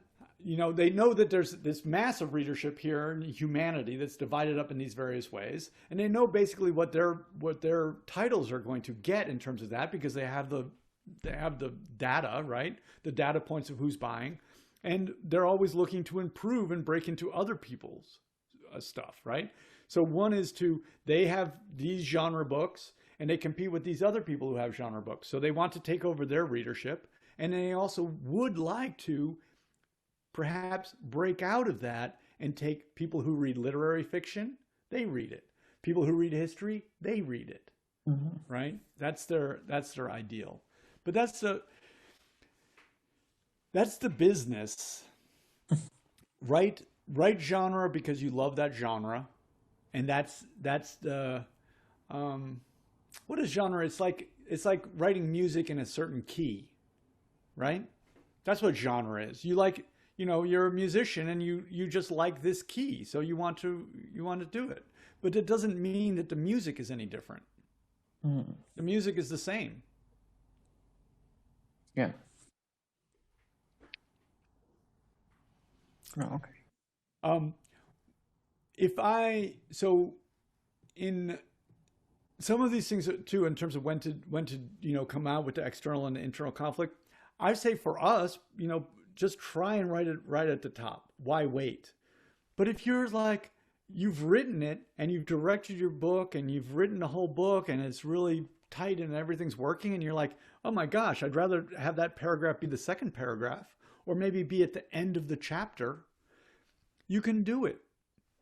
What's the issue for us in writing is cost to benefit ratio. It's very simple. So what's the cost and what's the benefit? Is there a what's the benefit in having me establish the conflict at the end of the chapter? You know, I don't know. I don't know. Is there a benefit as opposed to putting it in the beginning? I don't know. So I don't know what the benefit is, but I know the cost is that my reader might not get to the end of the first chapter. Does that balance? I don't know that there's any benefit whatsoever, and yet the cost is a loss of a reader. I'm a mercenary. I'm just a simple storytelling mercenary. And on that note, Thank you, Otis. thank you all for Thank you, coming. everyone. Thank you. Great to see you. Thank you. I love how this conversation I'm going to tell you is, for one, very intense, actually. It seems maybe not intense, but it is intense. It is actually at a level higher than you can do it in a graduate writing program, because graduate writing students do not want to hear these things. So I hope that you receive it well. I'm telling you, graduate writing students who are like, you know, they have this problem with, but what about my genius? They have that really that's a very difficult thing that they are struggling with, and they will probably struggle with for the rest of their lives. And it's very difficult for them. I know, because I was one of those graduate students. But it is deceptively difficult. It's basically emotionally difficult. That's the issue. You know, it's emotionally difficult. It's very hard to come to this place of equality with our reader. Very hard. Very hard for us not to try to be up here where we know what's good for them instead of what do they really want. And that's partially because it's difficult for us to know what we really want. So, Small question, Otis. May I? yeah. Madhavi, how are you? Yeah, I'm fine. Thank you. Just wanted to know, we were discussing about establishing what a character wants earlier in the story, right? What if your character is actually confused as to what he wants? So, how does that go? I am pretty Well, sure that my character is a confused soul. He doesn't know what he wants in his life. it's So, where very would you hard place to. that? So I think that we need to try to figure it out, and I think that we do very well to isolate and define what they want, even if it's something that seems absolutely ridiculous. I talk about this movie. I actually don't have the title right because it's Someone and Kumar Want a White Castle Hamburger. Okay, that's a very good example of, and I'm going to tell you something that's true. That pitch, they pitched that. It had an elevator pitch. 2 guys want a White Castle hamburger. Someone said that to a movie executive in an elevator, and they made that movie that cost maybe, probably wasn't high budget, but let's say $1.5 million. That means it separated $1.5 million from someone's pocket to make that movie based on 2 guys want a White Castle hamburger. That's because they were motivated by something that was concrete. That's why they got $1 million. I'm just going to say that I think that we just have to struggle to try and figure out and go ahead and take the leap. I wrote a story that I gave to Barry Hannah with a character who didn't know what they wanted. It was a work of genius that had allusions to every literary work that had ever been written. and had symbols in it and intelligence of such a level that I was not completely surprised if Barry Hannah didn't get it. But he said it meandered like a drunk on a bender, and then I wrote a simple story about a guy who wanted a girlfriend. Yeah. And I can't tell you something else. It got me into an MFA program. I don't know how to grapple with that. No one wanted to read my story about a lost soul. Barry Hannah told me that it meandered like a drunk on a bender. I have to take that. That's a reality that I have to live with. Then I wrote a story that was simple and directed. And it got me into an MFA program. So I know it's hard. I know it's hard because, as Ram just said, the story I wanted to write was about a lost soul, right, who was confused and didn't know what he wanted. And what I had to do was write a story about someone who knew exactly what he wanted.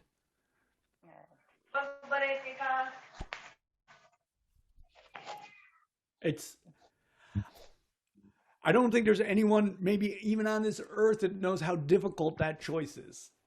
So I commiserate with your struggle to decide about your character. So at least give them some short-term goals to start with. Wait, I'm sorry, I didn't catch that. So maybe I give them a short-term goal to start with. Yes, great. Short-term goal is awesome. Yeah. Sure, we'll work on it. Thank you, Otis. Right, and the larger goal. Yes, they're confused about it because they don't understand it, and we don't understand ourselves in terms of the long-term goal. But as Aditi and I were talking about a little bit, the desire to belong is a very, very deep goal. Not just with human beings, but all sentient beings, right? Animals. We want to survive. And survival, I think Ram and I have talked about this before, the evolutionary issues of survival are a very large driving force. Do we want to put those in there? I don't know. Maybe, maybe not. Do we want to be conscious of them? Yes, I think that's the larger goal. But in the meantime, like Sri Charan's work, I did not want the messenger to give me his message. When he arrived, I told him to go and bathe first before he approached me. When he bathed, I told him to change his clothes. When he changed his clothes, I told him to learn my language. 3 years later, he arrived, and he's still there, right? So yes, short-term goal, Madhavi, thank you for saying that so succinctly. Thank you.